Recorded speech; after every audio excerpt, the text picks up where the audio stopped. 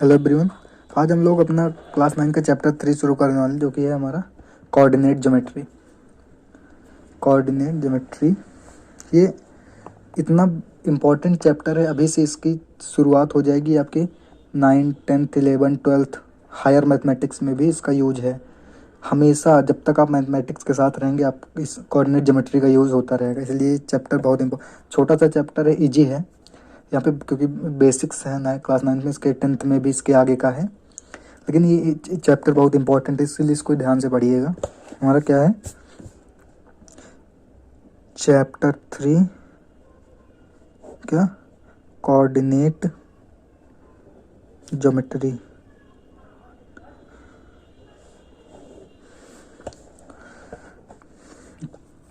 Coordinates की geometry, coordinate की geometry, coordinate geometry. Coordinate क्या होता है वो सब अभी हम बात करेंगे कि कोऑर्डिनेट को ज्योमेट्री जो है हमारा कोऑर्डिनेट ज्योमेट्री, ये किसी भी पॉइंट की लोकेशन बताता है। कोऑर्डिनेट ज्योमेट्री जो कोऑर्डिनेट मतलब होता है कि आप ऐसे समझिए अभी के लिए कि कोऑर्डिनेट होता है location, location of any object.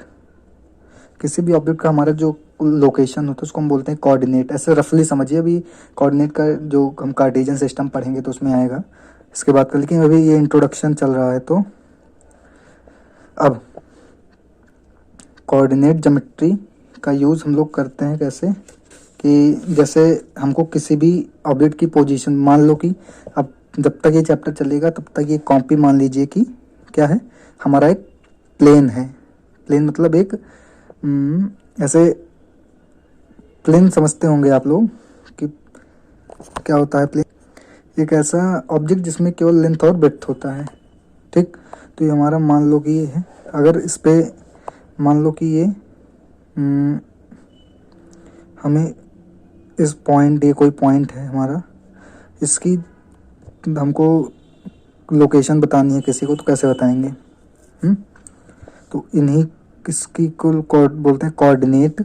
इसी की लोकेशन बताने के लिए हम लोग कोऑर्डिनेट ज्योमेट्री का यूज़ करते हैं। किसी भी पर्टिकुलर ऑब्जेक्ट के कहाँ पे है वो, उसको हम लोग बताने के लिए कोऑर्डिनेट ज्योमेट्री का यूज़ करते हैं। आप इसका जो इंट्रोडक्शन पार्ट है चैप्टर 3 एनसीईआरटी में, इसको पढ़ेंगे तो आपको एकदम बिल्कुल क्लियर हो जाएगा कि क्या कह रहा है, कि जिसमें जो हमें दिया गया है दो सिचुएशन, एक तो जो रोड वाला एग्जांपल दिया गया है कि, और दूसरा है हमारा कि टेबल पे जो हमको पॉइंट बताना है और एक्टिविटी दिया गया है। इन तीनों को अगर आप पढ़ेंगे तो आपको एकदम क्रिस्टल क्लियर हो जाएगा कि कोऑर्डिनेट ज्योमेट्री होता क्या है।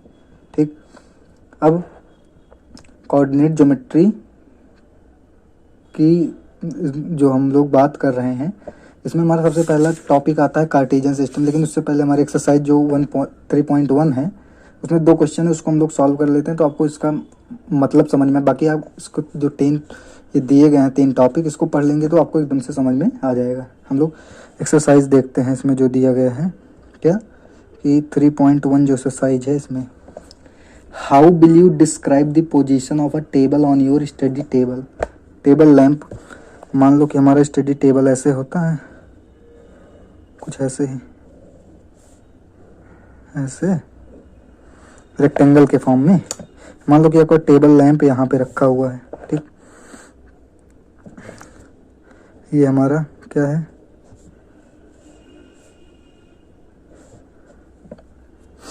ऐसे अगर हमको किसी को बताना हो कि ये पॉइंट कहाँ है, ये पॉइंट की लोकेशन क्या है, तो हम कैसे बताएंगे? इसको हम ये क्या है, हम एज बोलते हैं इसको। मान लो कि ये राइट शॉर्ट एज है, ये लेफ्ट हमारा शॉर्ट एज है। एज क्या होता है? एज होता है किनारा। किसी भी ये जो लाइन है इसी को एज बोलते हैं। जहाँ पे 2 प्लेन मीट करते हैं उसको हम लोग एज बोलते हैं। यहाँ से हो जाएगा ये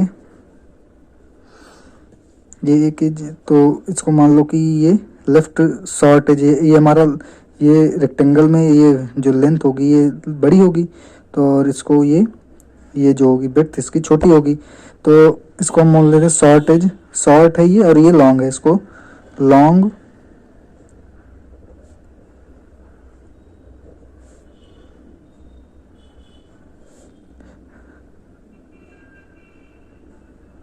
लेफ्ट लॉन्ग एज और कोई राइट लॉन्ग एज। ठीक, अब हम किसी भी पर्सन को कैसे बताएंगे किसका, हम सबसे पहले इस पॉइंट की डिस्टेंस इस प्लेन से, सो डिस्टेंस क्या होती है, जो सबसे परपेंडिकुलर डिस्टेंस होती है वही एक्चुअल डिस्टेंस वही होगी। इस सबसे परपेंडिकुलर डिस्टेंस की हम की क्या, ये मान लो हमारा ये x सेंटीमीटर आता है, अगर ये इतना x सेंटीमीटर, इसकी जो लेफ्ट लॉन्ग एज से जो डिस्टेंस है वो मान लो x आता है, और हम मेजर कर लेते हैं कि इससे y आता है। इसको मान लो भी इसी तरह की, अब किसी को मान, लेकिन हम इसको मान रहे हैं क्योंकि अभी आगे जब कार्टेशियन सिस्टम होगा तो उसमें हॉरिजॉन्टल को x और वर्टिकल को y माना जाता है। तो यहाँ पे हम किसी भी एज से, या इससे किसी भी दो एज से, परपेंडिकुलर एज से हम इसको मेजर कर लेते हैं। तो इसको हम बताएंगे कि जब हम किसी पर हम क्या कहेंगे कि लेफ्ट शॉर्ट एज से जो डिस्टेंस है वो x है उस, और जो लेफ्ट लॉन्ग एज से डिस्टेंस है वो y है। तो इस तरह हम किसी भी को भी, किसी पर्सन को हम अगर इस पॉइंट की लोकेशन बताएंगे, इस पॉइंट का बताएंगे कि डिस्क्राइब करेंगे कैसे है, कहाँ पे है ये पॉइंट, तो हम उस तरह बताएंगे। ओके, अब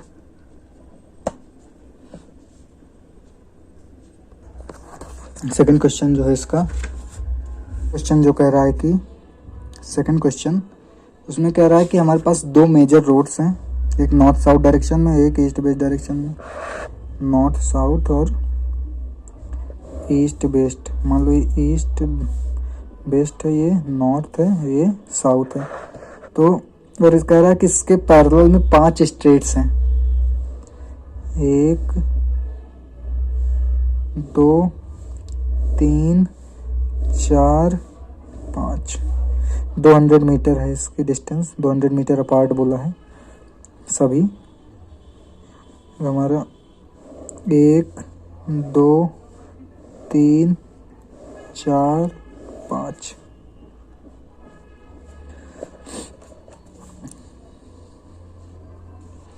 तो हमें जो कह रहा है कि इसमें ऐसे बहुत सारे पॉइंट्स होंगे जहाँ पे ये दो स्ट्रेट्स मिलेंगे। इन्हीं पॉइंट्स की लोकेशन बताना है। तो अगर मान लो इसमें एक एग्जांपल दिया गया है कि अगर मान लो कि नॉर्थ साउथ डायरेक्शन में सेकंड है और सेकंड स्ट्रेट है, नॉर्थ साउथ डायरेक्शन में सेकंड स्ट्रेट कौन सी होगी, ये, और ईस्ट वेस्ट डायरेक्शन में फिफ्थ स्ट्रेट कौन सी होगी, ईस्ट वेस्ट डायरेक्शन में फिफ्थ स्ट्रेट, ये।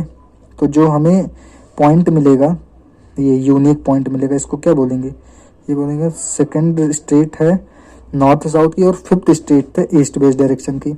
इस पॉइंट इस जो स्ट्रेट क्रॉस सेक्शन है इसको हम क्या बोलेंगे कि ये सेकंड स्ट्रेट यहाँ पे है नॉर्थ साउथ डायरेक्शन में और फिफ्थ स्ट्रेट है ईस्ट वेस्ट डायरेक्शन की। ऐसे ही हमको पूछा है कि 4 और 3 जो है उससे कितने क्रॉस सेक्शन होंगे। 4 मतलब फोर्थ स्ट्रेट है नॉर्थ साउथ डायरेक्शन की, तो फोर्थ स्ट्रेट ये है नॉर्थ साउथ डायरेक्शन की और थर्ड स्ट्रेट है ईस्ट वेस्ट डायरेक्शन की। तो ये जो होगा 4,3 ये यूनिक एक पॉइंट होगा। सभी स्ट्रेट्स कोई भी यहाँ पे रिपीट नहीं करेंगे क्योंकि सभी यूनिक है यहाँ पे। तो ये जो हमारा 4,3 यूनिक करेगा आइडेंटिफाई एक स्ट्रेट क्रॉस सेक्शन को। और जो हमारा नेक्स्ट है 3,4 मतलब थर्ड स्ट्रेट है नॉर्थ साउथ डायरेक्शन में, 1 2 3 तीसरी ये थर्ड है और फोर्थ है ईस्ट वेस्ट डायरेक्शन में, 1 2 3 1 2 3 4। ये पॉइंट जो होगा ये 3,4 होगा। ठीक, तो सभी जो क्रॉस सेक्शन होंगे वो यूनिक होंगे, तो ये एक यूनिक क्रॉस सेक्शन को करेगा। इसी तरह ये हमारा बेसिक आइडिया हो गया कि कोऑर्डिनेट ज्योमेट्री होती क्या है। ठीक, और इसी तरह अगर आप इसके पहले के जो इसमें दिया गया है पढ़ लेंगे तो उससे आपको बेसिक पूरा क्लियर हो जाएगी coordinate geometry. Mainly coordinate geometry यहाँ पे एक रफ आइडिया देने के हम लोग क्यों यूज़ कर रहे हैं। मेन हमारा जो आ रहा है वो कार्टेशियन सिस्टम है, उससे वहीं से हमारा मेन कोऑर्डिनेट ज्योमेट्री स्टार्ट होती है कि इसका इतना यूज़ है कि आप हर ईयर में, हर साल आप नेक्स्ट जब तक मैथमेटिक्स तब तक इसका यूज़ होता रहेगा। ठीक, कार्टेशियन जो हमारा कार्डिनल ज्योमेट्री उसका बहुत यूज है। ठीक, आते हैं हम लोग अपने नेक्स्ट टॉपिक पे, कार्टेशियन सिस्टम क्या है।